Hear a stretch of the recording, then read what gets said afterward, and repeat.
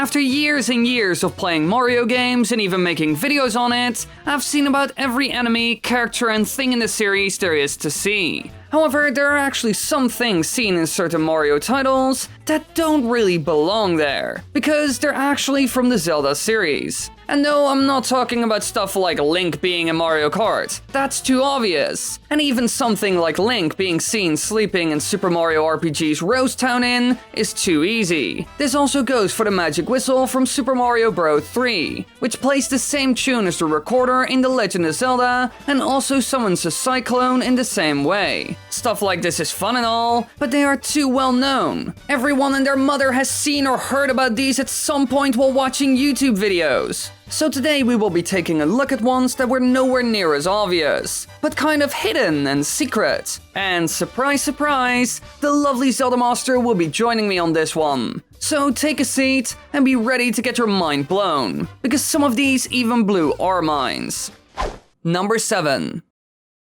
Now, let's start off with quite a simple one that's sort of well known among fans of both franchises, mostly because it isn't hidden very well. This odd reference is seen in a game called Mario Golf for the Nintendo 64, which is the first installment for the Mario Golf series and was released in 1999. In general, this game is a bit weird. It's not bad, but it's just part of that whole sports game spin-off trend Nintendo went on for a while. It was developed by Camelot Software Planning, and apparently they knew about the Zelda games and were most likely fans of it. Because in the released version of the game, several Ocarina of Time character names will randomly show up on the scoreboard. The well-known names were Darunia, Deku Scrub, Goron Kid, Impa, Link, Malon, Navi, Soria, Sheik, Talon, and even Zelda. Apparently Nintendo was fine with this, which is kind of understandable, since it was a Mario game after all, even though they didn't make it. And maybe developers were big fans of the back then new Zelda title Ocarina of Time, and so they had to honor it. But this is just the beginning of our journey,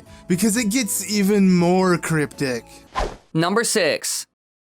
Because we also see something interesting in Mario Party 7, which was made for the GameCube and released in 2005. Now, the reference is sort of obvious and not that hard to find, but only true Zelda fans will actually notice it. Because every time a crew's secret is purchased, the text box says, "Shh, it's a secret to everybody." This is from the first game. Here, a moblin will offer Link 100 rupees, with the only condition being that this gift is kept in secret. And from this point onward, the phrase, "it's a secret to everybody," has become a common phrase in the series. We see other characters say it in A Link to the Past, Majora's Mask, Skyward Sword, and even A Link Between Worlds. So I mean, if you played some Zelda games, you most likely know the phrase, making it the perfect reference for fans of the series.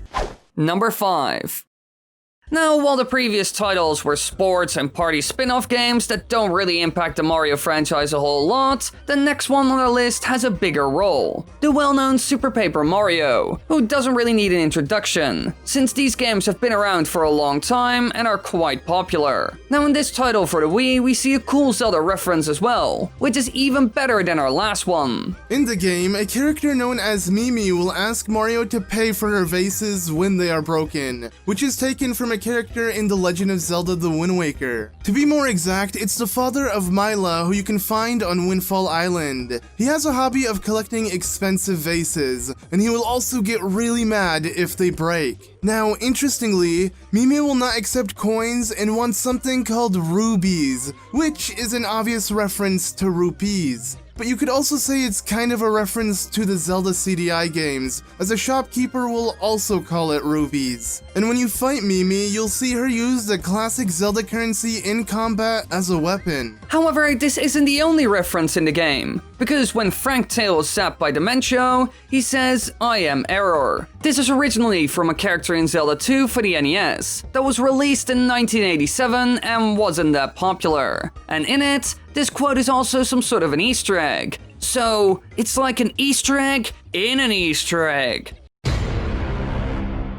In The Adventure of Link, this character can be found in the town of Ruto and is known as Error. At first, people were confused by this. However, as soon as they found another character named Bagu, also known as Bug, it all started to make sense. And in the end, it made a return in this game, strangely enough. However, this isn't the only reference to the Zelda series in the Paper Mario games, as the legendary Paper Mario The Thousand-Year Door also has a cheeky call out to a boy clad in green. In the game, there's a supercomputer named TEC, who asks Peach how Mario would steal away the thousand-year-old demon. And one of the alternative answers is the mythical Sword of Legend. This is most likely a reference to the Zelda games. Obviously, specifically being the Master Sword, one of, if not the most iconic weapon the hero of Hyrule uses within the Zelda series. Sadly though, there isn't anything else in the game that references the series, but they did put more effort in later titles when it comes to stuff like this. Number 4.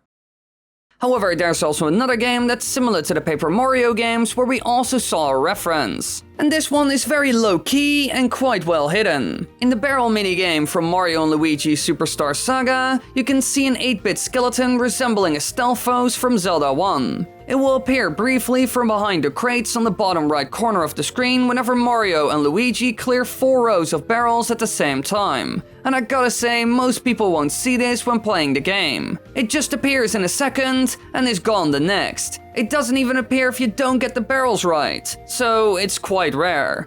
Number 3.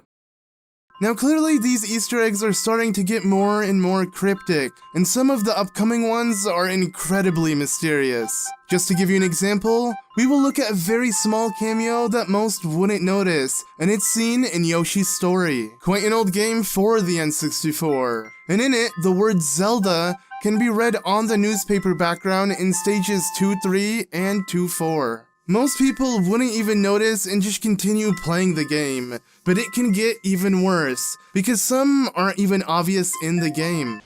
Number 2. For example, one extremely unknown cameo of Zelda can be seen in Super Mario Galaxy, one of the most popular games Nintendo has ever made. Now the reason why people don't know about it is because you had to read a specific issue of Nintendo's old magazine, Nintendo Power. Because in issue 225, game director Yoshiaki Koizumi revealed something interesting in an interview. The battle strategy against boss Megaleg was inspired by what was originally going to be used for the final battle against Ganondorf in Ocarina of Time, which was scrapped due to difficulty on camera control. This fight mostly consists of dodging incoming bullet bills from various locations on its head, legs, and underbelly, as well as avoiding the robot's feet that tried to stomp on you. And in order to take it down, you need to climb up its leg and reach its head. Here you need to lead a bullet bill into the larger cages around the Grand Star that powers it, and eventually you need to free the star this way. Now we aren't 100% sure if this is truly a cameo, but it's interesting to say the least, and you would never know about this by just playing the game. To be honest, it's quite cool to see this alternate boss fight being used in a game, instead of being scrapped away. And we really didn't know about this up until we were making this video. But we also found some other more surprising things in other main series titles. Number 1. Because we see another reference in Super Mario Bros. 2, and while everyone had seen, well, heard this one, almost nobody noticed it. We didn't even know about this one, even though it's so obvious. But we never paid attention to it at all. The sound effect of Birdo spitting an egg in that game is actually taken from a sound effect in the very first Zelda title. Because the sound you hear is the exact same as the one that plays when firing a magic projectile or when a whiz rope does so. Here, just listen. So pretty much everyone has heard about this, but most people didn't even realize that these sound effects are the exact same. So while it isn't hidden in any way, it still flew under the radar for millions upon millions of players who never noticed it. Clearly, the Super Mario series likes to include a lot of Zelda cameos, which is logical since it's part of what I call the Nintendo Triforce. Those are the 3 biggest franchises that Nintendo has: Pokémon, Super Mario, and The Legend of Zelda, the 3 giants of the gaming world. And of course, there are way more references in the game that we didn't even mention, mostly because they were too obvious and well known, just like the ones mentioned at the start of the video. So if you had any in mind that you didn't see in the video, then that was most likely the reason for not having them in the video. You even thought of them! That already says enough! However, this isn't where the fun ends. Oh no. Because over on ZeldaMaster's channel, we also did a video about the Super Mario references and cameos in Zelda games. So be sure to go over to his channel and check it out. You can also find it on the screen and in the upper right corner. And don't forget to subscribe to both his channel and mine, so you won't miss any new videos that will be coming soon.